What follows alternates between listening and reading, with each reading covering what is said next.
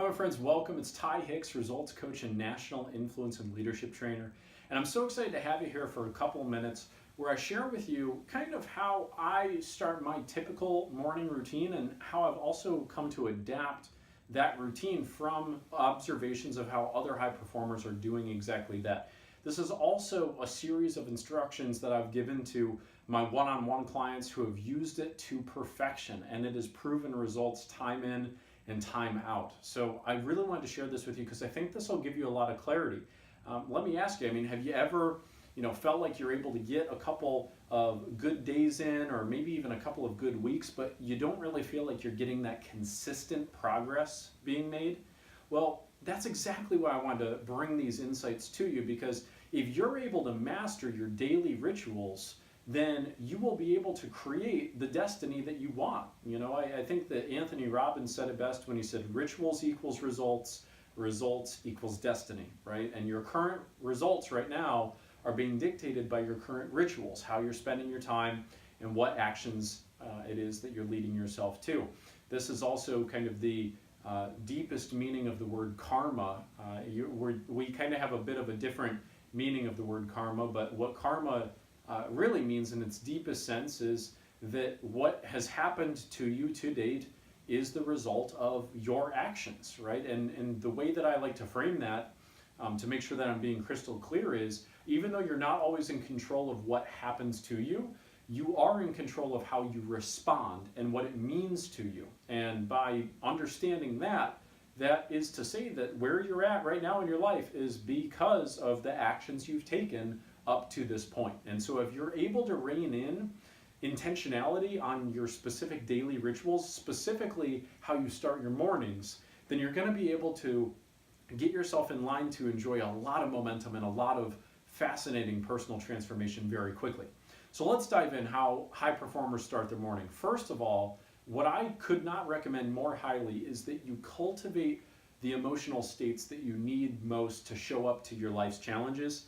And one of the most resourceful emotions that I recommend you start to cultivate actively is gratitude. Now, you might be thinking, this sounds like hippie shit, Ty. What are you saying, cultivate gratitude? Well, here's what I mean. I actually mean this on a very serious, very neurochemical level. So what most people make the mistake of doing is they end up just going through their life, going through their days, not intentionally designing how it is that they want to show up to the world. And so therefore, when life's challenges come at them, their emotional state is largely dictated based on what happens to them. They are simply reacting to life as opposed to designing how they show up to life. And that creates a fundamentally different experience of life, because if you start to intentionally design what emotional states you want to bring to the table, right? What emotional states you want to fill your tank up with, so to speak, then you're going to be able to run through life at a higher octane speed. That's the way I like to think of it. So if you're not intentionally designing what emotional fuel you put in your tank, your car is not going to be able to move very quickly, okay? So what you need to be able to do is prime yourself in the morning and get yourself into an emotional state that's going to serve you and condition your nervous system to be more resourceful throughout the day. So I'm telling you that there is a real neuroscience to this. If you start to get your brain alive to these emotional receptors, then you're going to be able to move through life more powerfully, more quickly. And when life's challenges come at you, if you've already primed yourself with gratitude, it's going to seem less consequential and you'll be able to handle it much more favorably, okay? As opposed to waiting until life's challenges come at you, then getting stressed, anxious, depressed, all those nasty things. We don't want that. So how do you do this? Okay, well, what you want to do is you want to simply sit or stand, whatever you want. You could even do this in the shower if you like. But the easiest way to cultivate gratitude is to come to a peaceful, centered place.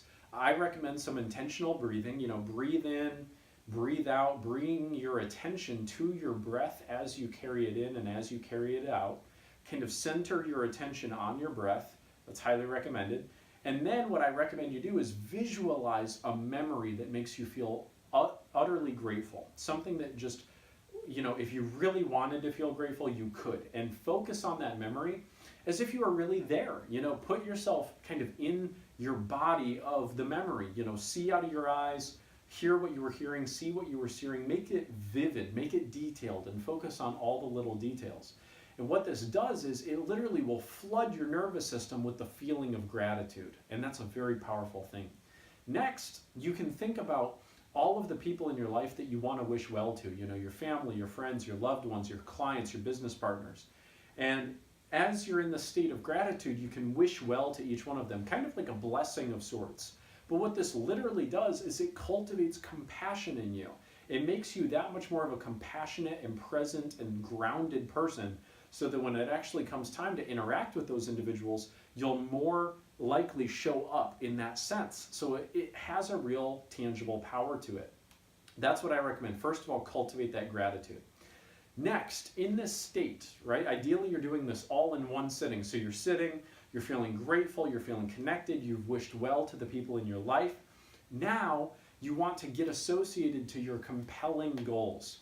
So what I recommend you do is you visualize what your tangible life goals are as if they've already happened. And the reason you want to do it like that, the reason you want to practice active expectancy and you want to visualize your goals as if they've already happened, is you literally enlist the power of your subconscious in helping you achieve those goals as you then go back out into the world. There's a real science to this. There's a part of your brain called the reticular activation system, or RAS. And when you activate that part of your brain by vividly imagining something that you want and attaching strong emotional desire to it, you tell that part of your brain, hey, this thing is important, help me get it. And then when you go out into the world, your brain is literally on the lookout for anything that could help you get closer to it. So it's a very, very powerful thing, especially when you apply this consistently over a period of time. So now that you've gotten associated to your big picture outcomes, your big picture goals, and you've imagined them vividly as if they've already transpired, now you want to clarify what your key outcomes are for today, right? You've gotten grateful, you've gotten present, you've gotten grounded, you've gotten clear on where you want to take your life. Now it's time to determine, what are you doing today to make you get closer to those ultimate goals? And you want to clarify what those outcomes are. Now, the reason you want to do this is because most people tend to just go through their days. They tend to essentially go through the motions. They're sleepwalking through their life. And that's not what you want to do. You instead want to say, hey, I'm committed to getting X, Y, and Z out of my day today. Now, if you've done that alone and you've not done any of these other steps, but you've at least clarified what your outcomes are, you're already going to be ahead of 98% of the population. Because most people are just showing up to work, doing their work. They're not thinking mindfully about what they're doing. They're just kind of doing it, okay? And that's not what we want to go for here. We want to bring intention and purpose to how we live our lives, because that is how we feel most fulfilled. That's how we make the most progress, and it's how we make the biggest impact to other people. So clarify those key outcomes. So for example, your key outcome might be, make sure that every department head is clear on what they need for the week and what is expected of them. Okay, as opposed to check in with each department head. Do you see the difference and the power in both of those? One has got a clear key outcome that's oriented to it. One is just an activity.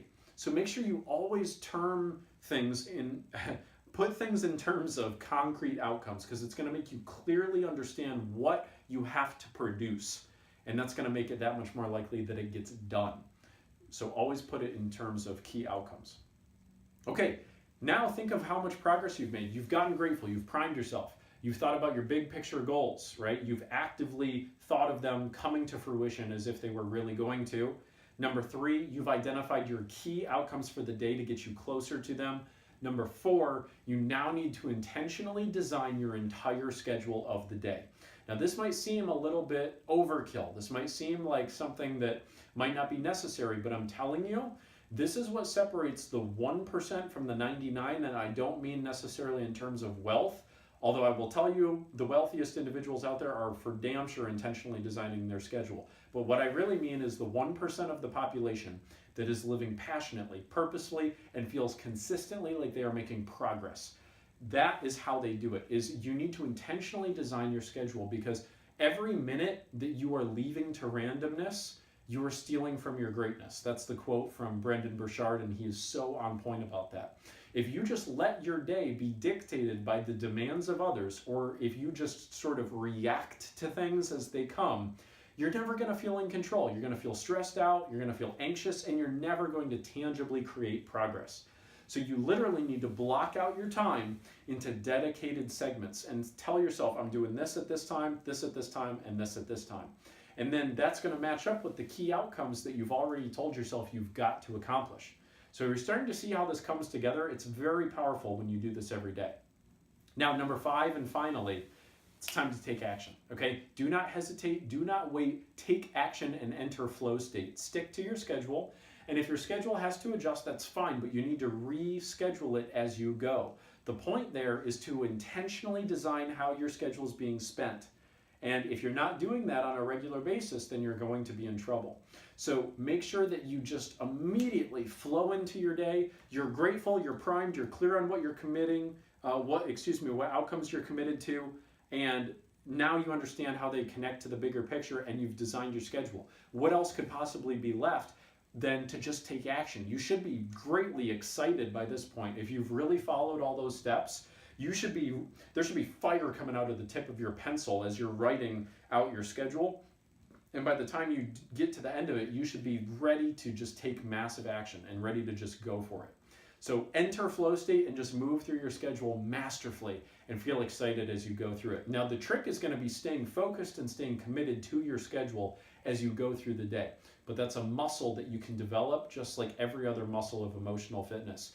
Start to zero in on what you need to focus on, and your ability to focus in discrete areas will improve over time, okay? So next, I'm going to be showing you a specific strategy in my next video on how to take utter control of your time. If you have been feeling like you don't have enough time, if you've been feeling like you're not in control of your time, I'm going to show you exactly how you get out of that with my next high performance strategy. So keep an eye out for that. I hope you enjoyed today's video on the high performer's morning. So go out and make your next morning one of high performance and get excited, live with purpose. I'll be excited to talk to you in the next one. Take care.